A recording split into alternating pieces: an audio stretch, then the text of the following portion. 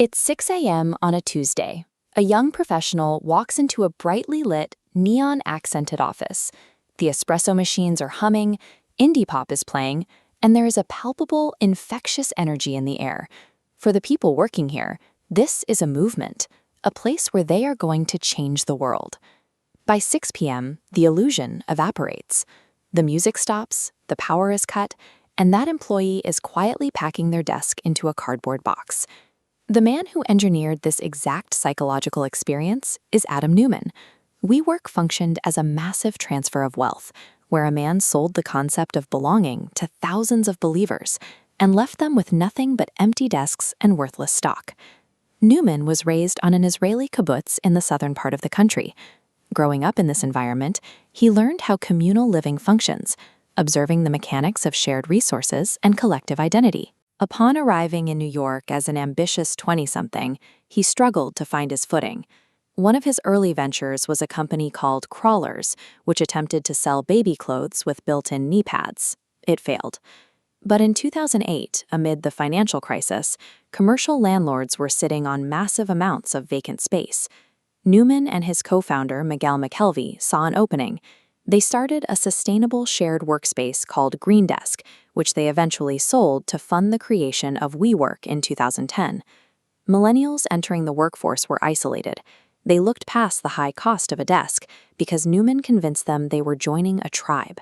By packaging office space as a spiritual lifestyle choice, a community aiming to elevate the world's consciousness, WeWork bypassed logical financial scrutiny. Investors and members alike were buying into a devotion. That devotion fueled a manic global expansion. From London to Tokyo, WeWork rapidly signed new leases, hyping up what Neumann called the We generation. WeWork relied on lease arbitrage. They signed massive 15-year commercial leases, then chopped that space into fragile month-to-month desk rentals. Neumann framed this as a scalable software company, claiming proprietary space optimization algorithms meant the business could grow without the constraints of physical property. This narrative seduced major Wall Street players.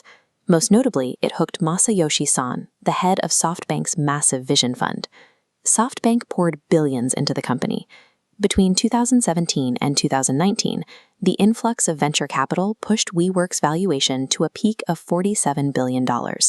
A commercial landlord was suddenly more valuable than SpaceX. Disguising property risks as frictionless software innovation created a financial bubble, detached from the actual numbers. Behind the public hype was the private grift. Neumann and his wife, Rebecca, who served as chief brand officer, built a tight inner circle that facilitated an extraordinary extraction of corporate wealth. Neumann secured hundreds of millions of dollars in personal loans, using his WeWork stock as collateral. He used that cash to buy commercial buildings for himself and turned around to lease that exact same space back to WeWork at a premium. The corporate spending was reckless. Neumann chartered private jets for family vacations, billing the company. On one flight to Israel, the flight crew discovered a cereal box stuffed with marijuana left behind by Neumann and his entourage, prompting the jet's owner to order the plane back to the U.S. without them. The self-dealing reached its peak when Neumann personally trademarked the word "we." He then charged his own company $5.9 million for the right to use the name. Adam Neumann decoupled his personal wealth from the company's performance. By cashing out over $700 million before the IPO, he guaranteed his own fortune regardless of WeWork's survival. In August 2019, WeWork prepared to go public. To do so, they were legally required to release an S-1 filing, a document that forces complete, unvarnished financial transparency. Investors opened the document expecting the blueprints of a tech revolution. Instead, they found a maze of self-dealing buried under spiritual calligraphy. Dedicated to the energy of we, the math told a different story.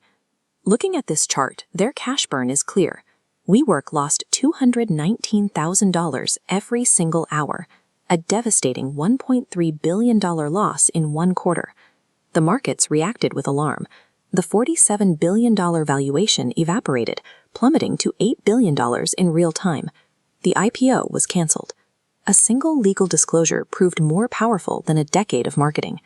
Once the data was public, the Neumann mythology could no longer survive. By late September 2019, the situation was untenable. The board turned on Neumann, forcing his resignation in a desperate attempt to save the sinking company. To get Neumann to leave quietly, SoftBank handed him an exit package valued at close to $1.7 billion. He walked away from the wreckage, a newly minted billionaire. Neumann's exit package stood in direct opposition to the 8,000 employees he laid off. They had accepted low salaries for years, betting on stock options that were now worth zero. The physical empire collapsed shortly after. Thousands were fired, hundreds of leases abandoned, and the curated illusion went dark. WeWork ultimately filed for bankruptcy. The architecture of venture capital protected the founder, while the company collapsed around him. It demonstrated that selling a $47 billion myth is often more lucrative than building a sustainable business. On September 24, 2019, the illusion of WeWork finally broke. Under intense scrutiny from public markets, the company's valuation collapsed from an imagined $47 billion to a fractured $8 billion. For the thousands of employees who took lower salaries in exchange for equity, this was a severe awakening, real estate long-term and subletting it short-term. The aborted IPO forced Adam Neumann to step down as CEO. While that appeared to be the end of the corporate disaster, the true financial inequity of the fallout was only just taking shape. By October 22, the company was weeks away from running completely out of cash. SoftBank stepped in to take an 80% ownership stake. The rescue capital and the terms of the bailout were controlled entirely by SoftBank CEO Masayoshi Son. This financial ledger details the specific terms of Adam Neumann's exit package. SoftBank agreed to purchase his shares for nearly $1 billion, while also extending a $500 million credit line to clear his personal debts. Then came the final line item. SoftBank agreed to pay Neumann a $185 million consulting fee. The total exit package reached $1.7 billion. While Neumann secured his payout, the employees who actually built the workspaces discovered that WeWork did not have the funds to pay them full severance. Internal company Slack channels immediately filled with outrage. One employee posted an image of Oliver Twist, directly addressing the SoftBank CEO with the caption, "Please, Masayoshi Son, can I have some severance?" It quickly accumulated hundreds of thumbs-down emojis from colleagues. Former executive assistant Natalie Soika filed a lawsuit against Neumann and SoftBank. Her legal filing argued that paying Neumann millions for strategic guidance, when his previous guidance had driven the company to the brink of bankruptcy, was a clear case of corporate waste. The math of the exit was stark. The architect of the financial collapse was paid a massive premium to walk away, while the people who built the company were left empty-handed. WeWork's official mission statement was to elevate the world's consciousness. Corporate literature promised a workspace built on meaning, inclusion, and community. The reality of the internal corporate culture sharply contradicted that marketing. Medina Bardi served as Neumann's chief of staff.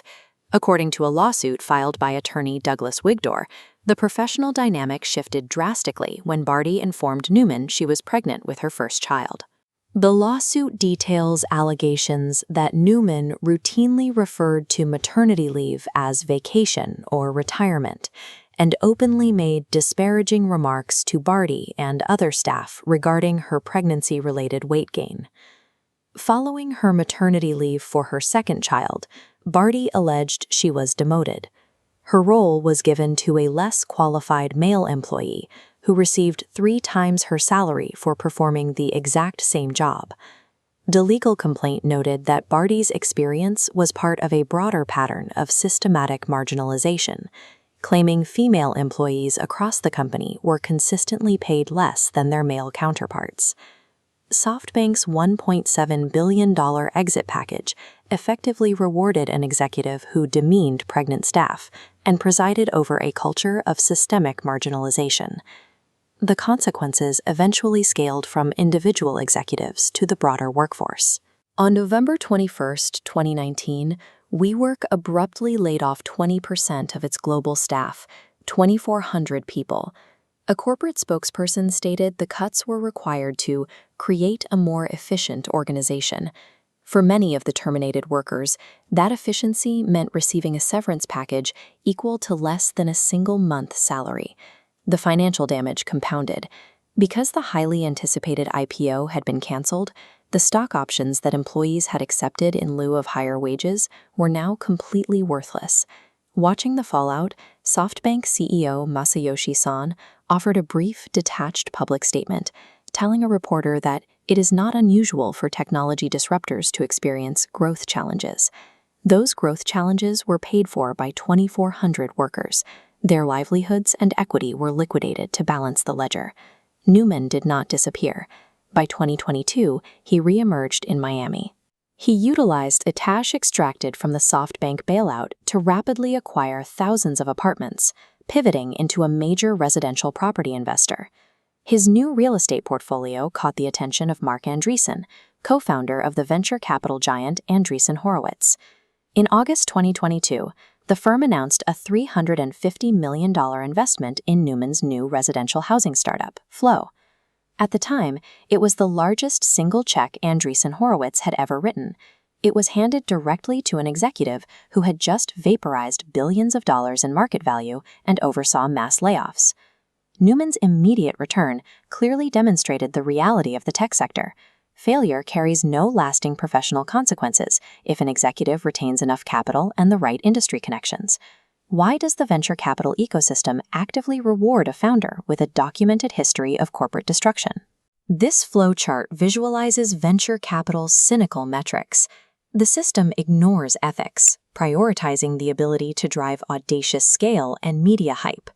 Neumann proved he could raise billions, spend aggressively, and dominate headlines, traits making him a prime candidate for immediate reinvestment.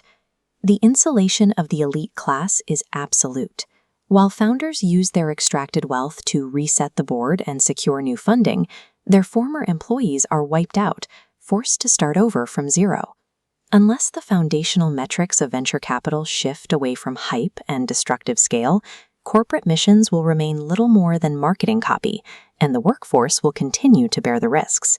The Silicon Valley machine functions exactly as intended, enriching a highly connected few while the true cost is quietly absorbed by everyone else.